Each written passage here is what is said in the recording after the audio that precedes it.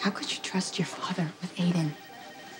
Look, I called home from Ireland to tell you to take Aiden to the hospital. Dad picked up the phone. I didn't think there was any time. Wait, what were you doing in my house? I wanted to see my grandson. Since when? You've never taken an interest in my boys before. Not on their birthdays, not Christmas.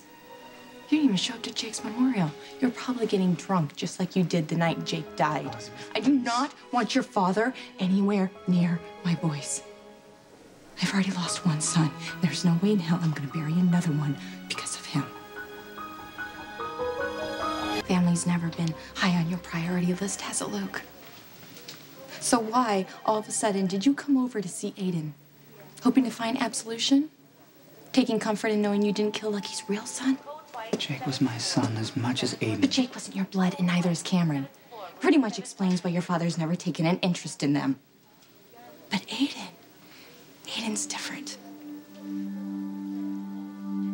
He's got your smile and your mother's eyes. God help us when we figure out what he inherited from your dad. This is not helping, okay? No, this is good. Let her speak. The last time we talked, you were blaming yourself. You were asking my forgiveness because you didn't keep a closer eye on Jake. It turned my stomach, Elizabeth, to hear that misplaced forgiveness. This is better. This is healthy. Dad, this is not the time for your twisted philosophical dissertations. I don't want or deserve your forgiveness, Elizabeth. I will never ask anything of you. I don't expect anything. I don't want anything. But it's very good that you've finally taken the bullseye off your own back and put it here where it belongs.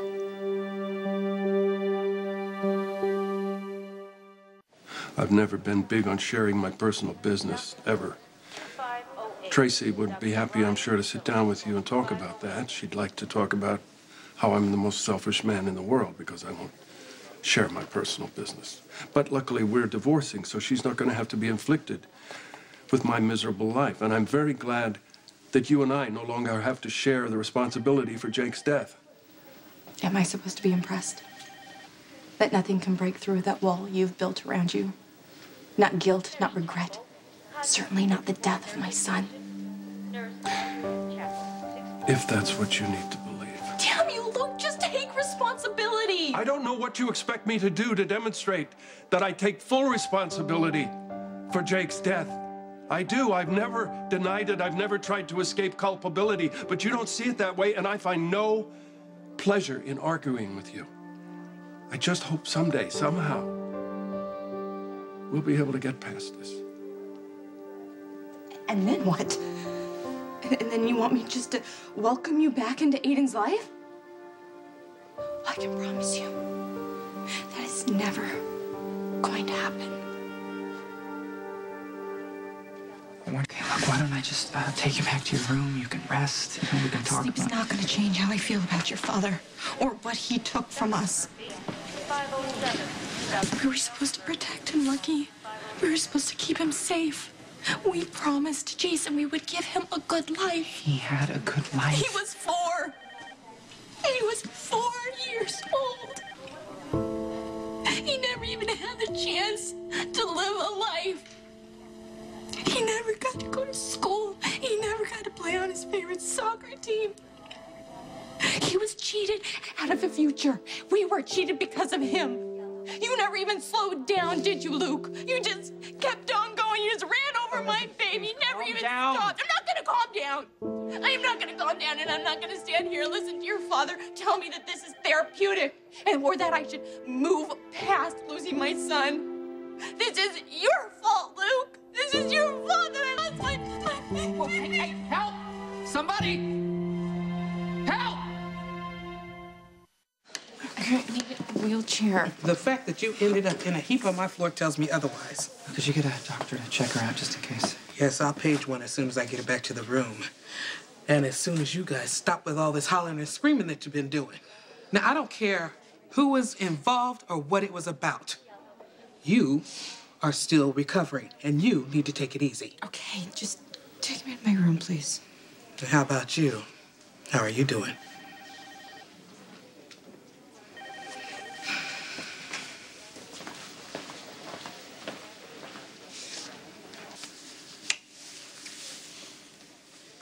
Everything okay in here, doctors? Because I'm really not in the mood to put out any more fires today. Hey, what happened? You all right? Yeah, I'm just really tired. Well, then we'll get out of your way so you can rest. Elizabeth, can I just say one more time how sorry I am for everything that Lisa put you through? I feel responsible that she came to this hospital because of me. Nothing that she did is your fault, Patrick. Well, she's gone for good, and she's not going to hurt anybody anymore. Hopefully we can all get back to normal, and I know you'll appreciate that.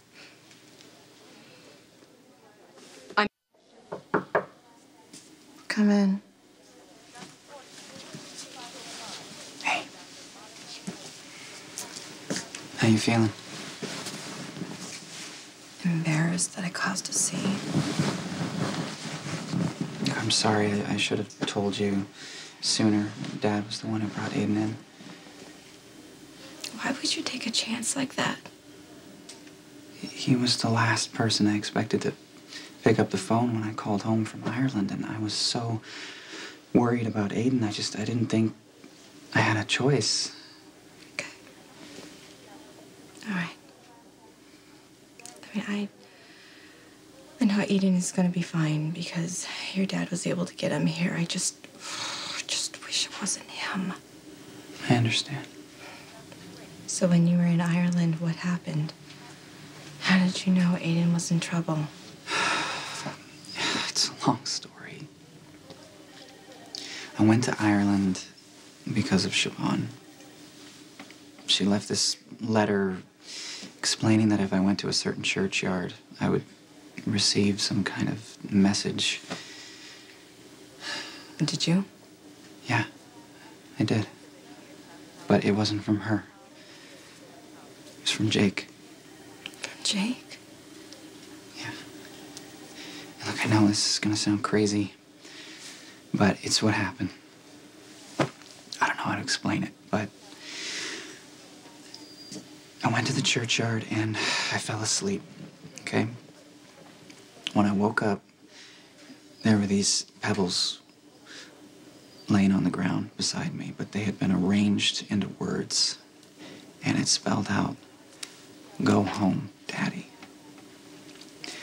I know. I mean, I thought that I was just losing my mind, but it happened again, and each time the message got more specific. And then it said, "Go home, Daddy. Aiden, sick." And at that point, I'm telling you, I mean, I wasn't gonna take any chances, so I called home. Dad picked up the phone. Jake knew that Aiden needed you. He knew that I needed you too. I feel like we've been given a second chance, you know, to get things right with Aiden. We've been over this. It's one of the reasons why I left town. No, you left because you blamed yourself for Siobhan's death. You needed to get away, to deal with all of that guilt. No, I could see where this was headed between us, and it's a road that I can't go down again. No, like, it's not just me. Cameron and Aiden want us to be a family too. And so does Jake. That's why he sent you home. You don't understand. No, like, you don't understand. Listen to me. I don't have the strength to have you and then lose you again. But we created a beautiful child together. A child who's alive and well because of you. We can finally give Aiden the life and the family that Jake never had.